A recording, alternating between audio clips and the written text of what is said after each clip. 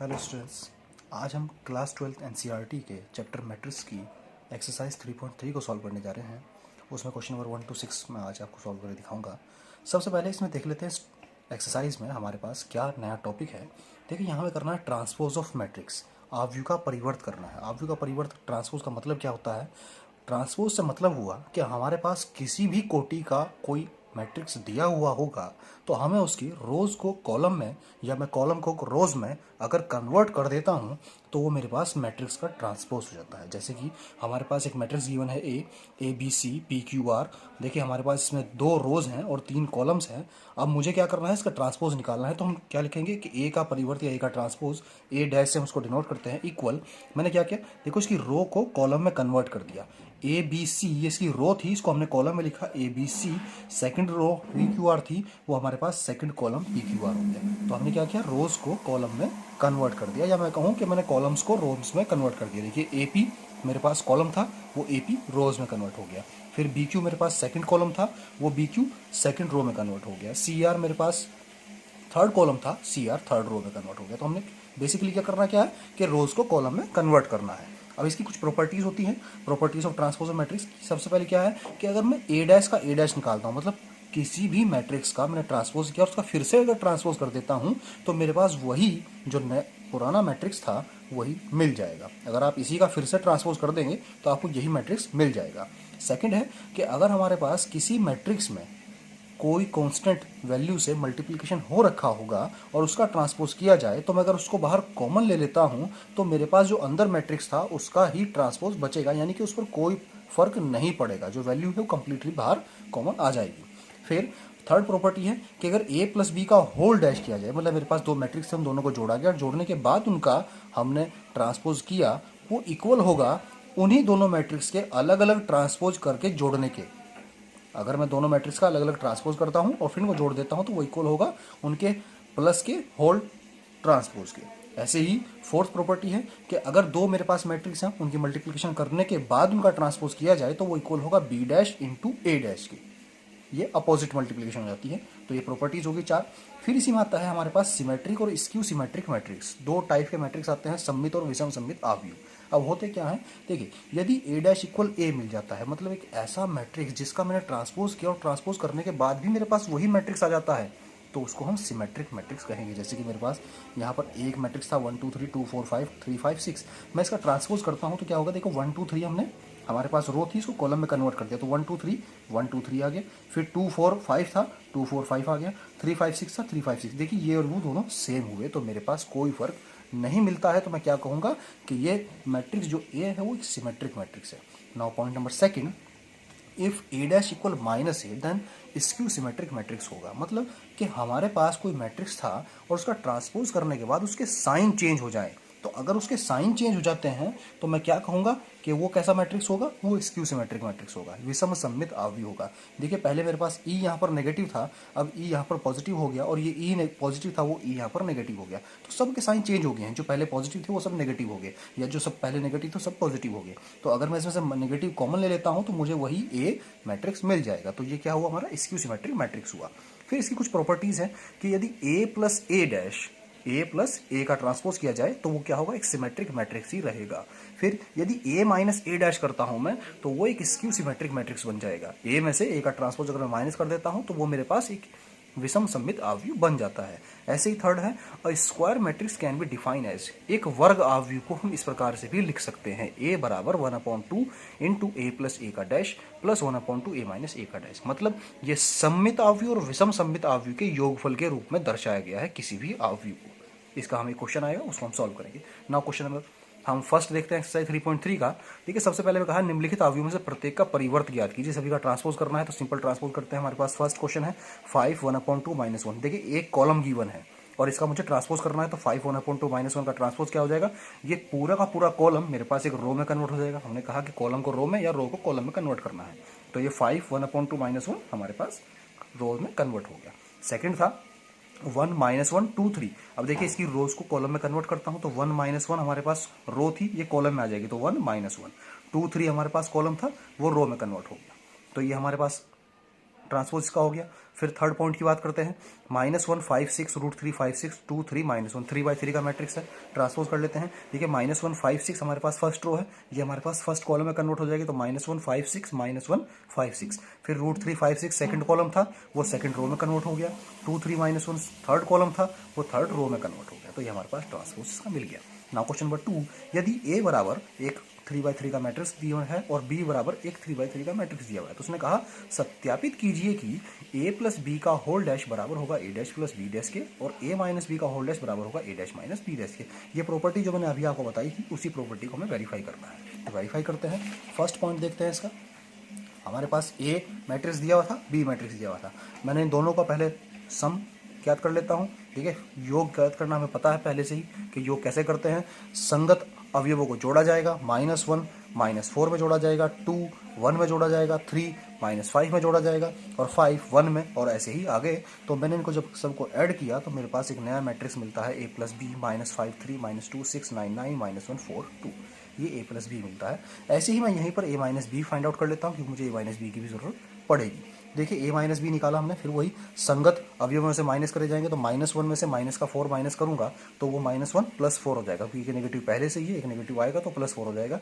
तो हमारे पास माइनस करने से हमारे पास जो मैट्रिक्स मिला वो 3 1 8 4 5 9 -3 -2 0 मिलता है। अब बात करते हैं लेफ्ट हैंड साइड की।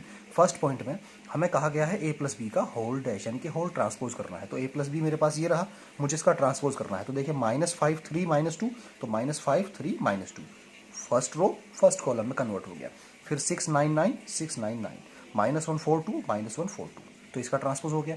अब राइट हैंड साइड की बात करते हैं। राइट हैंड साइड में कहा है कि A का ट्रांसपोज प्लस B का ट्रांसपोज। तो पहले A का ट्रांसपोज कर लेता हूं। तो A का ट्रांसपोज करने, देखिए मेरे पास A था -1 2 3, देखिए -1 2 3।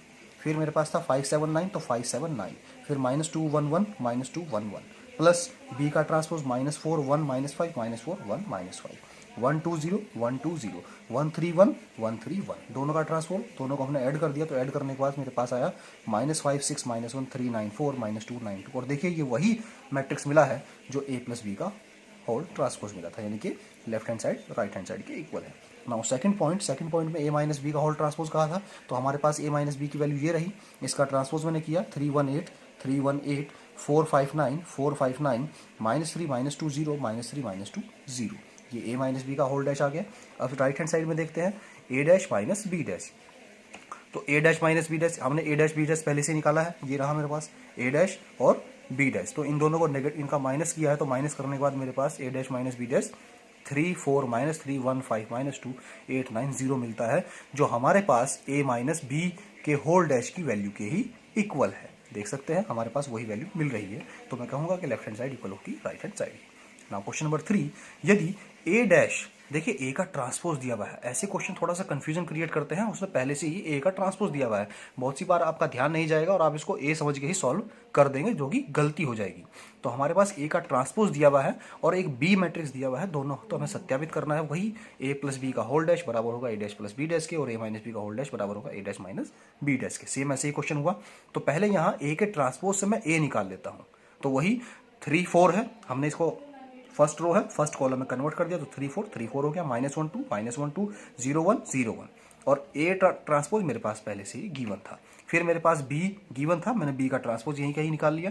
तो B का ट्रांसपोज देखिए -1 2 1, तो -1 2 1 1 2 3 1 2 3 हो गया। अब हमें सबसे पहले उसमें निकालना है A प्लस बी की वैल्यू फाइंड आउट कर लेता हूँ। तो A और B को ऐड करना था, A और B को ऐड किया तो हमारे पास 2 1 1 5 4 4 मिलता है। ऐसे ही A माइनस बी किया, इन दोनों को माइनस करूंगा तो मेरे पास 4 -3 -1 3 0 -2 मिलेगा। ये मेरे पास इनके पॉजिटिव और नेगेटिव मिल गए।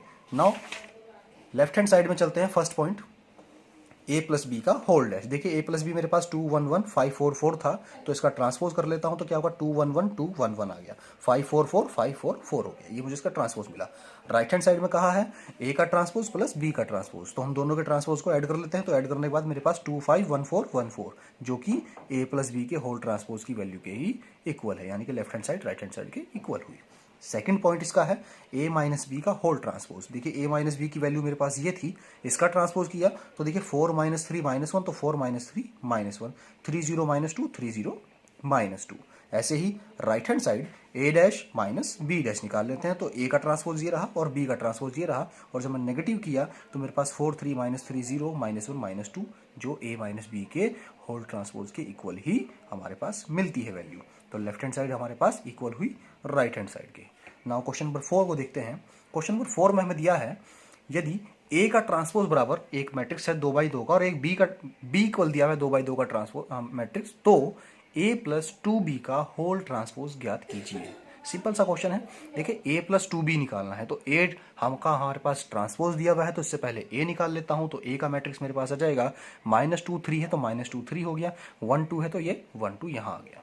b मेरे पास एज इट इज था, अब इस इक्वेशन में रख लेते हैं। क्या है कि a प्लस 2b, यानी कि a matrix as it is रहेगा, प्लस 2 की मल्टीप्लाई होगी b में, तो a हमारे पास एज इट इज रहा, मैंने 2 की मल्टीप्लाई की, 2 इंटू -1 -2, 2 इंटू 1 2, 2 इंटू 0 0 और 2 इंटू 2 4। अब इन दोनों को ऐड किया तो ऐड करने के बाद मेरे पास -2 प्लस -2 -4, 1 प्लस 0 1, 3 प्लस 2 5, 2 प्लस 4 6।